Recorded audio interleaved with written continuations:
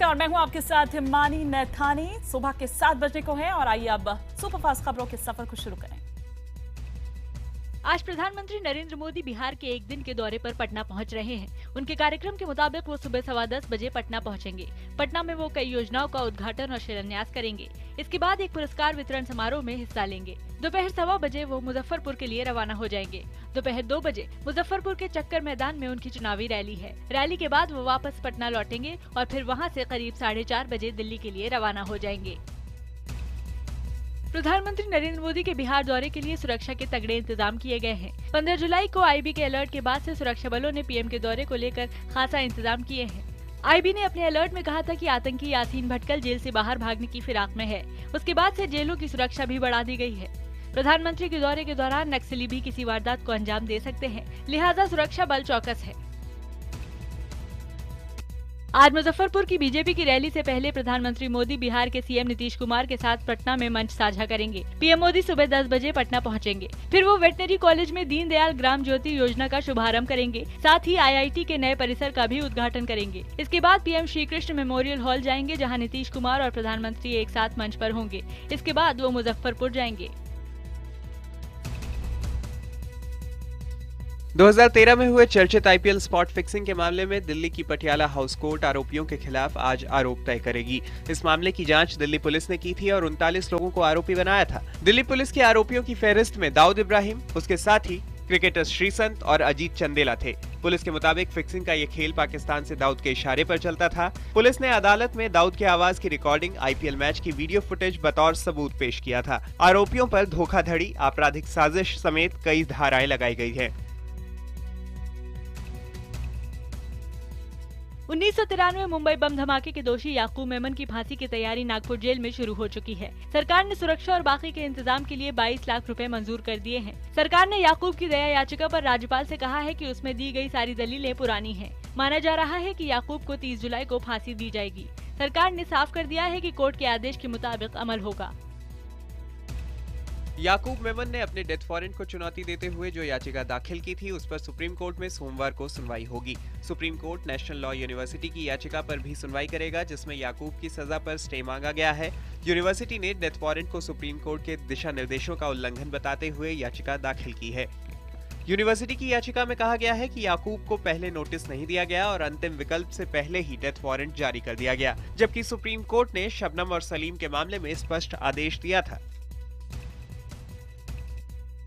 याकूब मेमन की फांसी के फैसले पर राजनीति करने वालों पर बीजेपी नेता साक्षी महाराज ने पलटवार किया है। उन्होंने कहा है, जिन्हें न्यायपालिका का फैसला मंजूर नहीं, वो पाकिस्तान चले जाएं। साक्षी महाराज के यह पलटवार असदुद्दीन ओवैसी के उस बयान पर आया है, जिसमें उन्होंने कहा था कि याकूब को मुस्लिम होने की वजह से फांसी की सजा सुनाई गई है।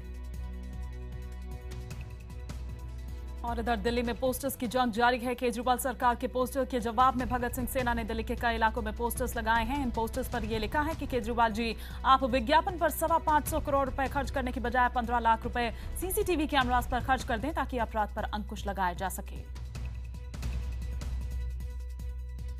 केंद्र सरकार पर सीधा वार करते हुए दिल्ली सरकार ने पूरी दिल्ली में नरेंद्र मोदी के नाम के पोस्टर लगवाए हैं। इन पोस्टरों में लिखा गया है कि पीएम मोदी कृपया हमें काम करने दें। एसीबी और डीसीडब्ल्यू में केंद्र के दखल का हवाला देते हुए पोस्टरों में लिखा गया है कि पीएम सर कृपया दिल्ली सरकार को काम करने दें। सीएम अरविंद केजरीवाल ने एलजी नजीब जंग को एक चिट्ठी लिखी थी, जिसमें उन्होंने जंग पर पीएम मोदी के साथ मिलकर डीसीडब्ल्यू को काम नहीं करने देने का आरोप लगाया था। दिल्ली के उपराज्यपाल नजीब जंग ने मुख्यमंत्री अरविंद केजरीवाल की तल्ख चिट्ठी का जवाब दिया है। नजीब जंग ने लिखा है कि मुख्यमंत्री के इस पत्र ने उन्हें बेहद गहरी निराशा में डाला है। साथ ही उन्होंने कहा कि प्रधानमंत्री नरेंद्र मोदी पर उनकी टिप्पणी उचित नहीं है। बता दें कि दिल्ली महिला आयोग के अध्यक्ष की नियुक्ति से संबंधित चिट्ठी में अरविंद केजरीवाल ने एलजी को व्यंग्यात्मक लहजे में चिट्ठी लिखी थी। एलजी ने केजरीवाल की चिट्ठी की भाषा पर भी सख्त ऐतराज जताया था। दिल्ली में एक ईद मिलन पार्टी के दौरान मुख्यमंत्री अरविंद केजरीवाल के भाषण के बीच में लाइट चली गई, जिसके चलते केजरीवाल काफी देर तक अंधेरे में मंच पर खड़े रहे। केजरीवाल पूर्वी दिल्ली के बाबरपुर इलाके में ईद मिलन समारोह में हिस्सा लेने गए थे। बाद में जब लाइट आई तो केजरीवाल ने अपना भाषण पूरा किया। कार्यक्रम के दौरान मुख्यमंत्री के साथ इस इलाके के कई नामचीन लोग भी मौजूद थे। पटना के रविंद्र भवन में आयोजित सम्मेलन के दौरान पूर्व मंत्री आनंद मोहन सिंह ने दम तोड़ दिया। मंच पर बैठे पूर्व मंत्री आनंद मोहन अचानक बेहोश हो गए। उस मंच पर आरजेडी अध्यक्ष लालू प्रसाद यादव से लेकर मंत्री श्याम रजक तक मौजूद थे, लेकिन किसी ने उन्हें अस्पताल भिजवाने की जरूरत महसूस नहीं की। बेहोश होने की काफी देर बाद एक सामान्य कार्यकर्ता ने उन्हें अपनी छोटी सी गाड़ी में लादकर अस्पताल पहुंचाया, लेकिन तब तक बहुत देर हो चुकी थी। हालांकि आरजेडी अध्यक्ष लालू प्रसाद यादव ने कहा है कि जैसे ही उन्हें घटना के बारे में पता चला, मीटिंग रुकवा करके आनंद मोहन का अस्पताल भिजवा दिया गया था। आनंद मोहन राज्य मंत्री था, स्वर्गीय जंगी भाई का लड़का, हमारे पार्टी का मौजूद साथी था। यहाँ भाषण किया, भाषण के बाद वो मैसिव हार्ट अटैक हुआ, जल्दी उठवा के भिजवाए, वो नहीं बचा। ईश्वर से हम मीटिंग बंद कर दिया। ललित गेट और व्यापम घोटाले को लेकर मानसून सत्र के चौथे दिन भी लोकसभा में कोई कामकाज नहीं हो सका और आखिरकार लोकसभा को सोमवार तक के लिए स्थगित कर दिया गया। ललित गेट में विदेश मंत्री सुषमा स्वराज के इस्तीफे पर अड़ी कांग्रेस के सांसदों ने लोकसभा में जमकर हंगामा किया। स्थिति को देखते हुए स्पीकर ने कार्रवाई को स्थगित करने का फैसला किया, जबकि संसद में बने गतिरोध को दूर करने के लिए पीएम मोदी ने शुक्रवार को सरकार के वरिष्ठ मंत्रियों के साथ बैठक की। बताया जा रहा है कि पीएम ने बैठक में संसद में सत्ता पक्ष की रणनीति की चर्चा की। वहीं राज्यसभा भी सोमवार तक के लिए स्थगित कर दी गई है। संसद में विपक्ष का विरोध झेल रही बीजेपी के तेवर कड़े होते नजर आ रहे हैं। भ्रष्टाचार के मुद्दे पर कांग्रेस को घेरने में जुटी बीजेपी नेताओं ने संसद में लगी गांधी मूर्ति के पास प्रदर्शन किया। संसद को चलाने में ललित गेट और व्यापम घोटाले की सियासी आंच का सामना कर रही मोदी सरकार ने विपक्ष के साथ सुलह सफाई की कोशिश छोड़कर आक्रामक रुख अपना लिया है। सरकार और बीजेपी ने कांग्रेस की राज्य सरकारों को कटघरे में खड़ा करने की रणनीति अपनाई है। इसके तहत हिमाचल प्रदेश के मुख्यमंत्री वीरभद्र सिंह और उत्तराखंड के सीएम हरीश रावत को घेरा गया है। केंद्रीय मंत्री नितिन गडकरी ने राहुल गांधी के खिलाफ मानहानि का केस दर्ज करने की बात कही है। गडकरी के मुताबिक राहुल को इसके लिए देश से माफी मांगनी चाहिए। अगर वो माफी नहीं मांगते हैं तो वो उनके खिलाफ मानहानि का केस कर सकते हैं। राहुल गांधी ने सुषमा पर आपराधिक षड्यंत्र रचने का आरोप लगाया था। इस बीच बीजेपी सांसद साक्षी महाराज ने कांग्रेस के उपाध्यक्ष राहुल गांधी पर टिप्पणी करते हुए कहा है कि राहुल में हिम्मत है तो संसद में आकर सुषमा स्वराज का सामना करें। वहीं राहुल पर साक्षी महाराज के बोल पर कांग्रेस नेता राज बब्बर ने कहा है कि साक्षी अपने वस्त्रों का तो सम्मान करें। हिमाचल प्रदेश के सीएम वीरभद्र सिंह ने बीजेपी पर पलटवार करते हुए कहा कि बीजेपी के लोग बेनकाब हो गए हैं, इसलिए कांग्रेस पर वार कर रहे हैं। वीरभद्र ने बीजेपी पर बदले की भावना से काम करने का आरोप लगाया है। दरअसल संसद में जारी गतिरोध के बीच बीजेपी ने कांग्रेस के 2 मुख्यमंत्रियों पर निशाना साधा था, जिसमें से एक वीरभद्र सिंह भी हैं। उन्होंने धूमल, अनुराग ठाकुर और जेटली पर मिले होने का आरोप लगाया है। केंद्रीय कृषि मंत्री राधा मोहन सिंह ने राज्यसभा में किसानों की आत्महत्या के बारे में लिखित बयान दिया है। इसमें उन्होंने बताया है कि इस साल 1400 से ज्यादा किसानों की मौत की मुख्य वजह खराब फसल नहीं बल्कि दहेज उत्पीड़न, लव अफेयर और नपुंसकता है। राधा मोहन सिंह ने कहा है कि उन्होंने नेशनल क्राइम रिकॉर्ड ब्यूरो के हवाले से ये जानकारी दी है। इसमें कोई विवाद नहीं है। राहुल गांधी शुक्रवार को आंध्र प्रदेश के दौरे पर पहुंचे। राहुल ने अनंतपुर जिले में पदयात्रा कर किसानों, गरीब महिलाओं और स्टूडेंट्स से मुलाकात की। राहुल गांधी ने आंध्र प्रदेश में सुसाइड करने वाले किसानों के परिवार को राहत राशि का एक चेक सौंपा। इस मौके पर उन्होंने एक बार फिर पीएम मोदी पर निशाना साधते हुए कहा कि पीएम किसानों से उनकी जमीनें हड़पना चाहते हैं, लेकिन कांग्रेस ने तय कर लिया है कि वो सरकार को किसानों की ताकत दिखा देंगे। उन्होंने टीडीपी सरकार को केंद्र से स्पेशल पैकेज की मांग करने की सलाह दी।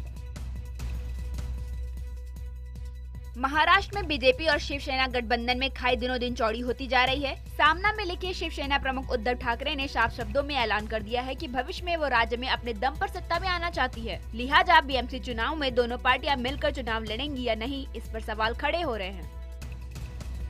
एसपी सुप्रीमो मुलायम सिंह यादव के आईपीएस अधिकारी अमिताभ ठाकुर को धमकाने के मामले में हजरतगंज थाने ने अपनी रिपोर्ट सौंप दी है। रिपोर्ट में कहा गया है कि मुलायम सिंह यादव ने अमिताभ ठाकुर को नहीं धमकाया था। पुलिस ने अपनी जांच रिपोर्ट में साफ किया है कि अमिताभ ठाकुर की शिकायत की जांच के बाद वो इस नतीजे पर पहुंची है।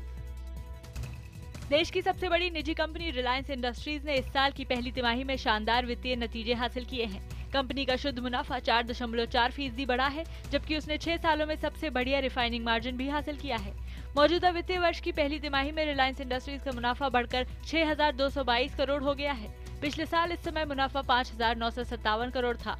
हम आपको बता दें कि IBN 7 चैनल नेटवर्क 18 का हिस्सा है और नेटवर्क 18 का स्वामित्व और प्रबंधन रिलायंस इंडस्ट्रीज के पास है।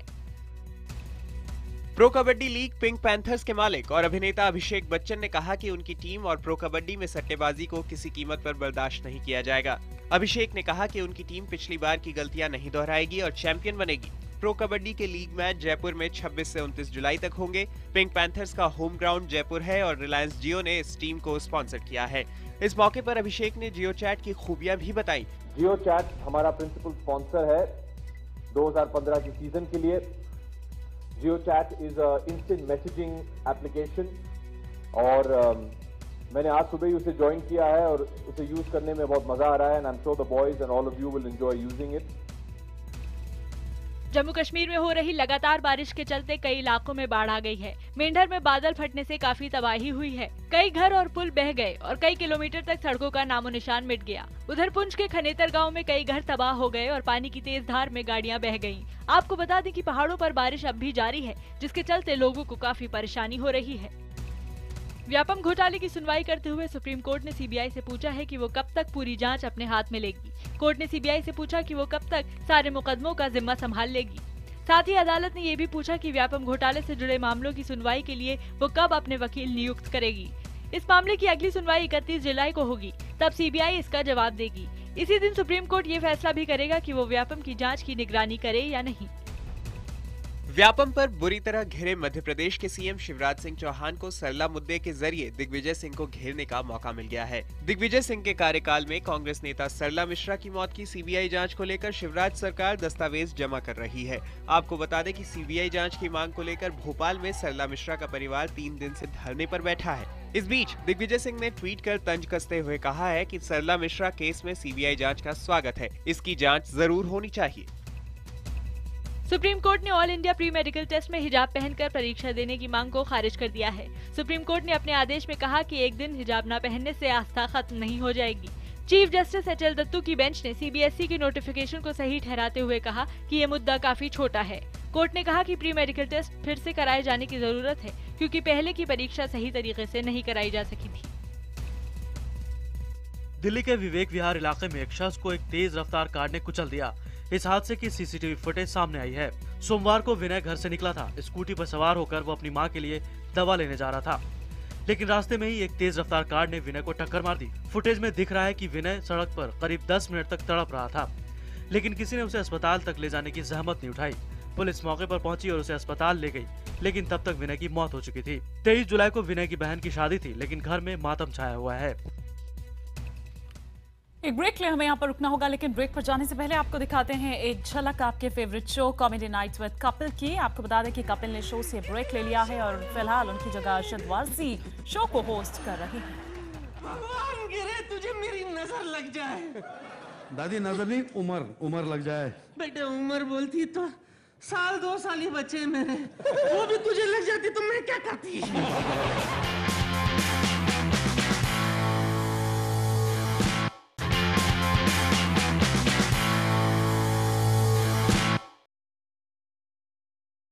बॉक्सर विजेंद्र सिंह और हरियाणा सरकार को पंजाब और हरियाणा हाईकोर्ट ने नोटिस जारी किया है। स्वतः संज्ञान लेते हुए कोर्ट ने यह कहा है कि विजेंद्र ने करदाताओं के पैसे से सारी सुविधाएं ली और सरकार को बिना बताए प्रोफेशनल बॉक्सिंग में चले गए। भारत के युवा गोल्फर शुभम जगलान ने लगातार दूसरा वर्ल्ड टाइटल जीतकर इतिहास रच दिया है। अमेरिका के लास वेगास में हुए इस टूर्नामेंट में शुभम ने 9 से 10 साल की कैटेगरी में 5 स्ट्रोक से ये मुकाबला जीता। इससे पहले वो कैलिफोर्निया में हुई प्रतियोगिता में जीत चुके हैं। ओमान की टीम ने भारत में अगले साल होने वाले T20 वर्ल्ड कप के लिए क्वालिफाई कर लिया है। नामीबिया को हराने के बाद ओमान ने पहली बार आईसीसी टूर्नामेंट खेलने का हक हासिल किया। इधर वरुण धवन और जैकलिन फर्नांडिस की फिल्म डिशूम की शूटिंग शुरू हो चुकी है। वरुण धवन डिशूम में उर्दू बोलने वाले शख्स का किरदार निभा रहे हैं। उन्होंने ट्विटर पर अपनी एक तस्वीर पोस्ट की है, जिसके साथ टैगलाइन है सलाम हबीबी।